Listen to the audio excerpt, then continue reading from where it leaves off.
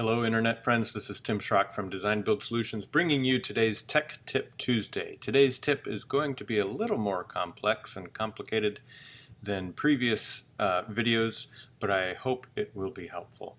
What I'm showing you here is a project, one of 4 houses for a new development that will be put in context of the properties and the development. And so what I've done is each file, each house has its own file, if you will, and I'll show you that plan here that we've turned into 3D, and I want to show you the process of how I'm going to put it onto the plot plan. Now this first house I've already laid out here, and we've got 3 more to go. I won't bore you with all 3 of them, but I do want to show you what it could look like. And this is the property with its survey and the lots laid out. And so I'm going to drop 3 more houses on here so we get the context with of the new development. So I'm going to close this one. I've already got this one on the property. I don't need that one any longer. We're going to work on what I'm calling house number 3. So once I've got the house the way I want it, with all of the details, all of the materials, all of the things are cleaned up, there's nothing crazy going on here, and I'm not going to bore you with those details, but you know, little things like this porch gable and the millwork under this gable end, and millwork here, and roofs are lining up where they're supposed to. I'm going to do this. Now I'm a fan of using layers and layer sets, as you should know by now. So I'm going to copy this view set, this camera view set, and I'm going to call it camera view model only.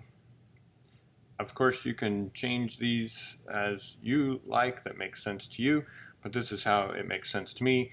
I keep camera view together so that the view sets are close by each other, and I'm going to, in the camera view model only layer set, I'm going to turn off any terrain.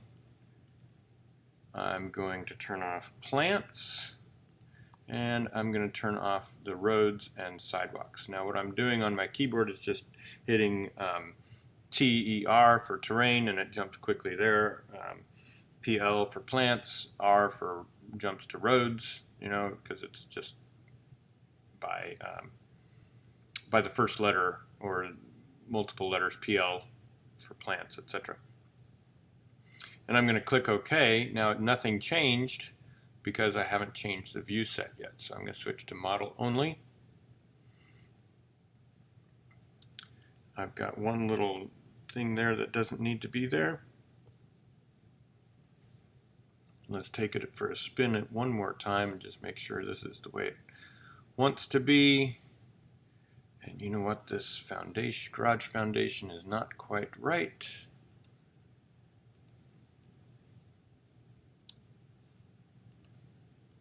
So we're going to change that to be 54.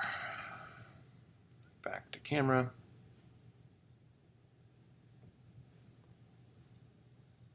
Go.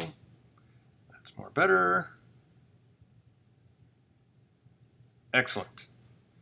Now, I'm also going to turn off a few things interior-wise because I don't need those to be modeled in the internals of this.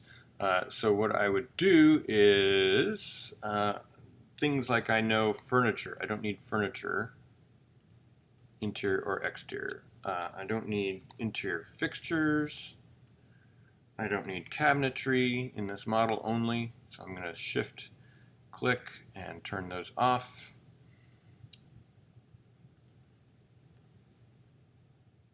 And you'll see through the windows these things actually got removed.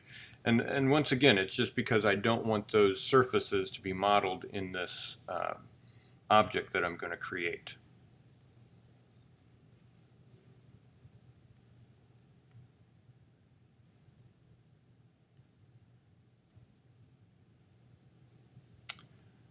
I do see some colors not quite right here.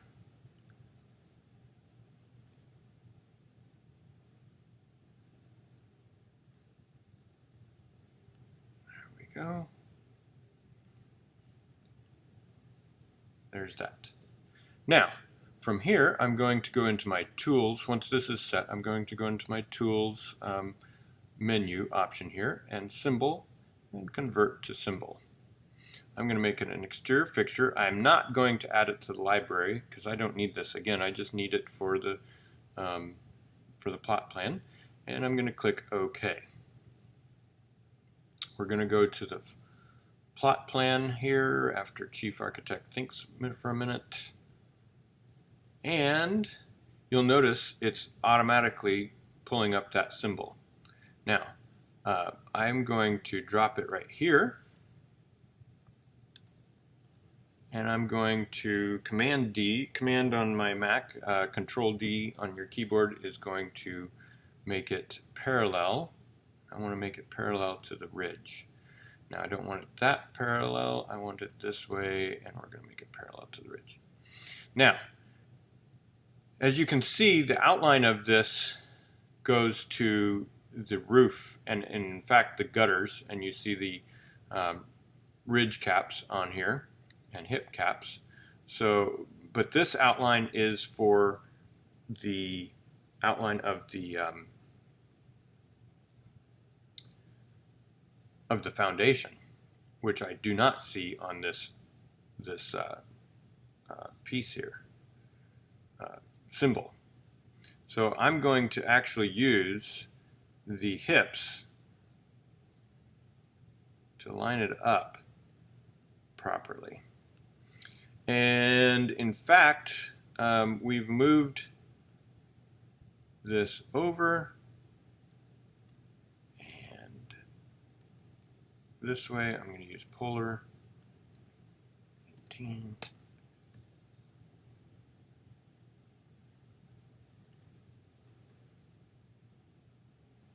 There we go. From the original plot plan that I was using, this foundation location isn't accurate, so I'm just figuring that out now. Or not figuring it out, but adjusting it. Alright, we don't need that anymore, and I can save this. I'm going to go into, I'm going to close that file, and I'm going to go into my 3D view.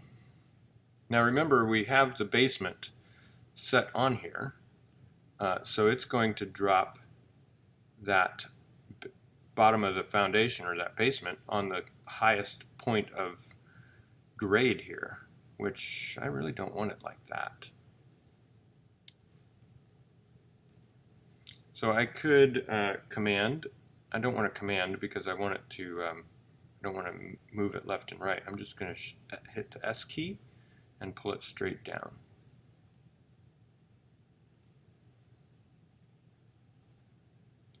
Now, I had designed this on a fairly level grade, and by post-construction grading we can make it level, but what I want, so I'm going to have to adjust that.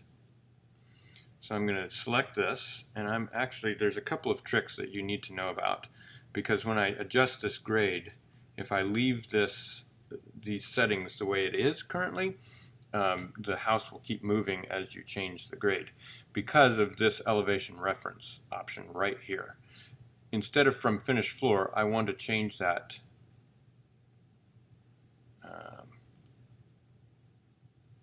and this is a tricky little thing, at least on my Mac, that Chief doesn't allow me to click and select absolute. So I have to click into the depth here and then tab down, tab, and hit A on my keyboard to change it to absolute. Now I click OK. Now these numbers change, but they're going to remain exactly where I've got it set currently. And so I'm going to do a Shift F6 to split the screen. Let's do this. I just like working this way instead. All right, here's my, I've highlighted my elevation data in red so I know what lines those are. I'm going to select this elevation data right here. You can see the red box, and I'm going to disconnect that selected edge from the polyline and delete it. I'm going to do the same thing over here.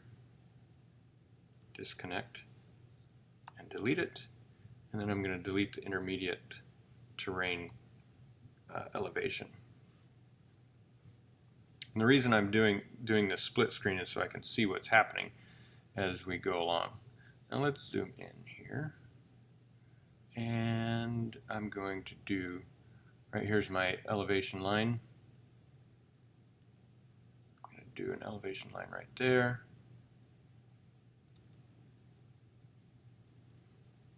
Let's see what this number is of this elevation. 2352. Let's start at that.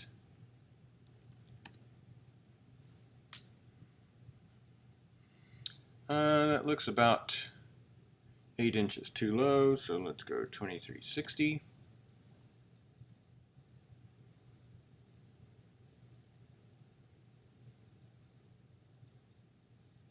Maybe an inch too high.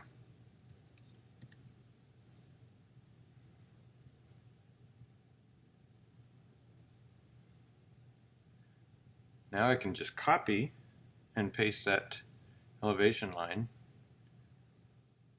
at the front door and the back tread.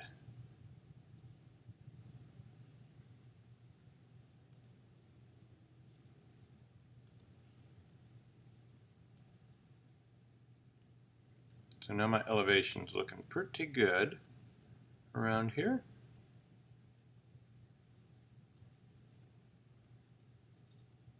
Now this house, as you can see, is the first house I dropped on here is a little lower than this second house that we just dropped on together.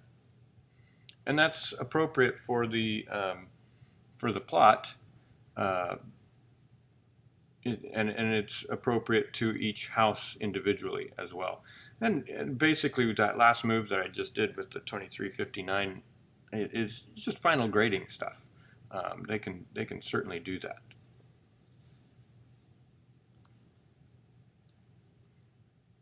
So we can start to see how this development will get another house here and another house over here.